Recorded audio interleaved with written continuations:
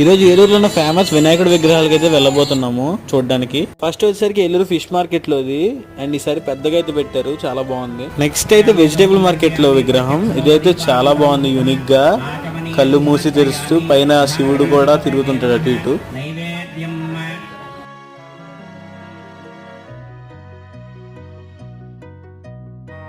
ఇక్కడైతే హారతలు ఇచ్చారు.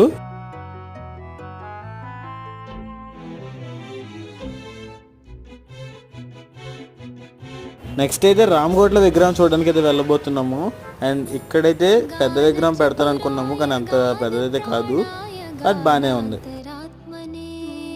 సర్లే లడ్డు లక్కీ డ్రా అయితే రాపించాము, కానీ ఈ లోపే ప్రసాదానికి ఫుల్ క్యూ అయితే వచ్చేసారు.